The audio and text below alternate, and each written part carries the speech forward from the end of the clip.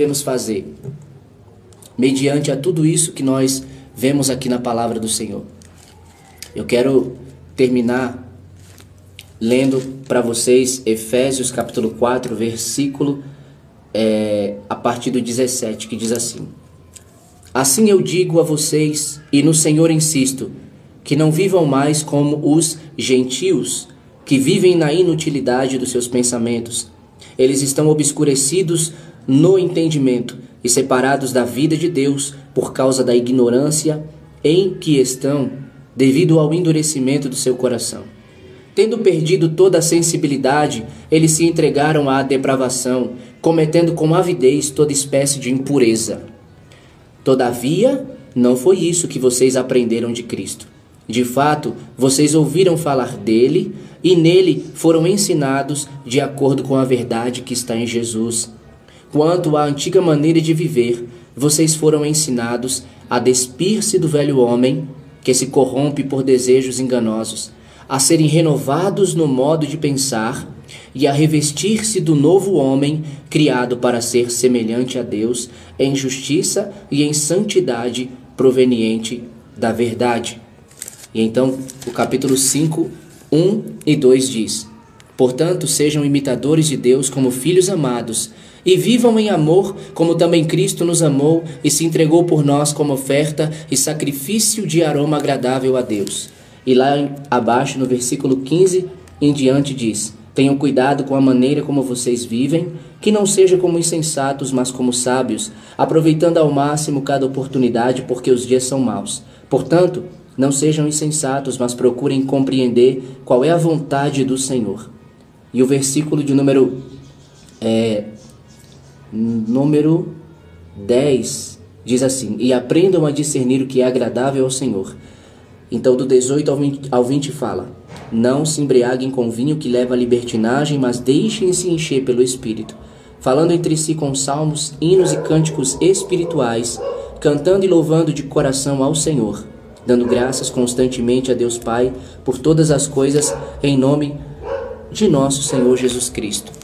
E aqui em 1 Pedro, a palavra do Senhor, ela diz assim: Portanto, estejam com a mente preparada, prontos para agir, estejam alertas e ponham toda a esperança na graça que será dada a vocês quando Jesus Cristo for revelado. Como filhos obedientes, não se deixem amoldar pelos maus desejos de antigamente, quando viviam na ignorância. Mas assim como é santo aquele que os chamou, sejam santos vocês também em tudo que fizerem, pois está escrito: Sejam santos, porque eu sou santo. Uma vez que vocês chamam Pai àquele que julga imparcialmente as obras de cada um, portem-se com temor durante a jornada terrena de vocês. Pois vocês sabem que não foi por meio de coisas perecíveis como prata ou ouro que vocês foram redimidos ou resgatados da sua vã maneira de viver, transmitida por seus antepassados, mas pelo precioso sangue de Cristo, como de um cordeiro sem mancha e sem defeito, conhecido antes da criação do mundo, revelado nestes últimos tempos em favor de vocês. Por meio dele vocês creem em Deus, que o ressuscitou dentre os mortos e o glorificou, de modo que a fé e a esperança de vocês estão em Deus. E no capítulo 4 de 1 Pedro, versículo 1 diz: Portanto, uma vez que Cristo sofreu corporalmente, armem-se, na verdade, capítulo 2, versículo 19, do 19 em diante. Porque é louvável que por motivo de sua consciência para com Deus alguém suporte aflições, sofrendo injustamente, pois que vantagem há em suportar açoites recebido por terem cometido mal? Mas se vocês suportam sofrimento por terem feito bem, isso é louvável diante de Deus. Para isso vocês foram chamados, pois também Cristo sofreu no lugar de vocês, deixando o exemplo para que sigam seus passos. Ele não cometeu pecado algum e nenhum engano foi encontrado em sua boca. Quando insultado, não revidava. Quando sofria, não fazia ameaças, mas se entregava àquele que julga com justiça. Ele mesmo levou em seu corpo os nossos pecados sobre o madeiro, a fim de que morrêssemos para os pecados e vivêssemos para a justiça. Por suas feridas vocês foram curados, pois vocês eram como ovelhas desgarradas, mas agora se converteram ao pastor e bispo de suas almas. Vocês, porém, são geração eleita, sacerdócio real, nação santa, povo exclusivo de Deus, para anunciar as grandezas daquele que os chamou das trevas para a sua maravilhosa luz. Antes vocês nem sequer eram povo, mas agora são povo de Deus. Não haviam recebido misericórdia, mas agora alcançaram misericórdia. E aí o capítulo 4, versículo 1 diz: Portanto, uma vez que Cristo sofreu corporalmente, armem-se também do mesmo pensamento, pois aquele que sofreu em seu corpo rompeu com o pecado, para que no tempo que lhe resta não viva mais para satisfazer os maus desejos humanos, mas sim para fazer a vontade de Deus. No passado, vocês já gastaram tempo suficiente fazendo o que agrada aos pagãos. Naquele tempo, vocês viviam em libertinagem, na sensualidade, nas bebedeiras, orgias e farras, e na idolatria repugnante. Eles acham estranho que vocês não se lancem com eles na mesma torrente de imoralidade, e por isso os insultam. Contudo, eles terão que prestar contas àquele que está pronto para julgar os vivos e os mortos. Por isso mesmo o Evangelho foi pregado também a mortos, para que eles, mesmo julgados no corpo segundo os homens, vivam pelo Espírito segundo Deus. O fim de todas as coisas está próximo, portanto sejam criteriosos e estejam alertas. Dediquem-se à oração. E na sua segunda carta, no capítulo 3, versículo de número 10, ele diz: O dia do Senhor, porém, virá como ladrão. Os céus desaparecerão com estrondo, com um grande estrondo. Os elementos serão desfeitos pelo calor e a terra, e tudo o que nela há será desnudada. Visto que tudo será assim desfeito, que tipo de pessoas é necessário que vocês sejam? Vivam de maneira santa e piedosa, esperando o dia de Deus e apressando a sua vinda.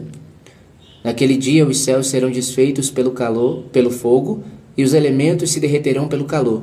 Todavia, de acordo com a sua promessa, esperamos novos céus e nova terra, onde habita a justiça. Portanto, amados, enquanto esperam estas coisas, empenhem-se para serem encontrados por Ele, em paz, imaculados e inculpáveis. Tenham em mente que a paciência de nosso Senhor significa salvação, como também o nosso amado irmão Paulo escreveu a vocês com a sabedoria que Deus lhe deu. Ele escreveu da mesma forma em todas as suas cartas, falando nelas destes assuntos. Suas cartas contêm algumas coisas difíceis de entender, as quais os ignorantes e instáveis torcem, como também o fazem com as demais escrituras para a própria destruição deles. Portanto, amados, sabendo disso, guardem-se para que não sejam levados pelo erro dos que não têm princípios morais, nem percam a sua firmeza e caiam. Cresçam, porém, na graça e no conhecimento de nosso Senhor e Salvador Jesus Cristo. A Ele seja glória, agora e para sempre. E em 1 Pedro, capítulo 2, diz: Portanto, livrem-se de toda maldade e de todo engano, hipocrisia, inveja e toda espécie de maledicência. Como crianças recém-nascidas, desejem de coração o leite espiritual puro, para que por meio dele cresçam para a salvação, agora que provaram que o Senhor é bom. À medida que se aproximam dele, a pedra viva, rejeitada pelos homens, mas escolhida por Deus e preciosa para ele, vocês também estão sendo utilizados como pedras vivas na edificação de uma casa espiritual para serem sacerdócio santo, oferecendo sacrifícios espirituais aceitáveis a Deus por meio de Jesus Cristo. Pois assim é dito na Escritura: Eis que ponho em Sião uma pedra angular, escolhida e preciosa, e aquele que nela confia jamais será envergonhado. Portanto, para vocês, os que creem, esta pedra é preciosa, mas para os que não creem, a pedra que os construtores rejeitaram tornou-se a pedra angular, e pedra de tropeço, e rocha que faz cair. Os que não creem tropeçam, porque desobedecem à palavra, para o que também foram destinados. E por fim, irmãos, Colossenses capítulo de número 2, versículo de número 15 diz, na verdade,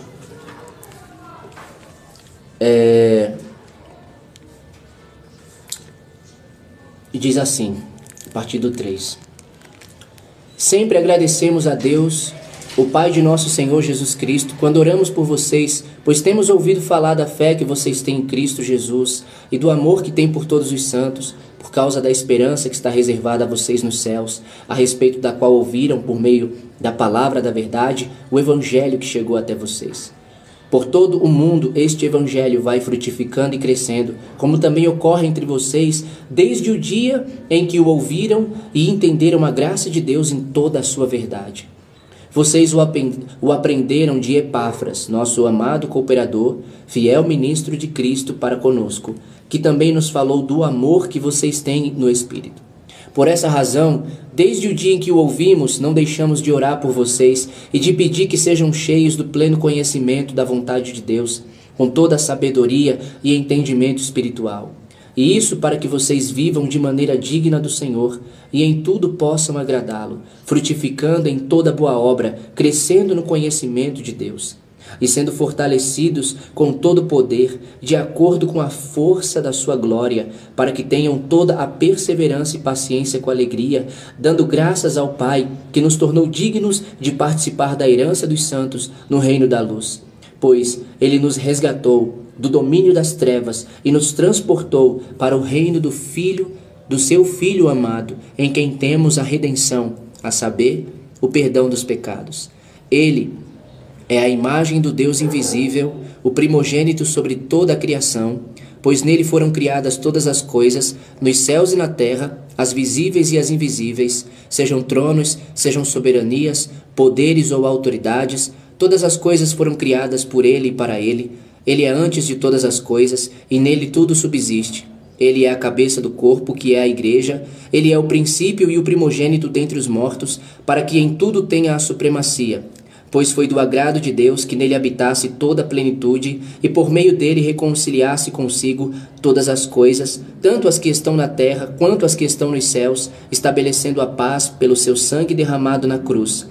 Antes, vocês estavam separados de Deus, e na mente de vocês eram inimigos por causa do mau procedimento de vocês.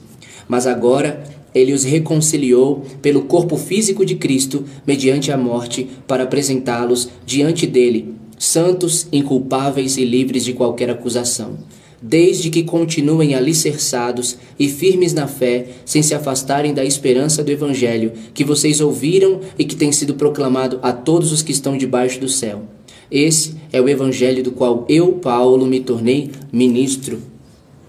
E com isso, irmãos, eu quero finalizar essa mensagem dizendo para você que, como eu, depois de ter terminado aquela fala a respeito, fiz a pergunta, o que é necessário nós fazermos? Então, cada uma dessas palavras, daquele momento até agora que eu falei, é isso que é necessário que eu e você façamos. Como o próprio Jesus disse em Mateus 26:41, para que oremos, para que vigiemos e oremos, para que a gente não caia em tentação, porque a carne é fraca, mas o Espírito está pronto. E que Deus ele possa abençoar a vida de vocês. Aqui diz em 2 Timóteo 2:19. Entretanto, o firme fundamento de Deus permanece inabalável e selado com esta inscrição: o Senhor conhece quem lhe pertence, e afaste-se da iniquidade ou do pecado todo aquele que confessa o nome do Senhor. Que a graça e a paz do Senhor Jesus seja com vocês. Deus abençoe. Tchau.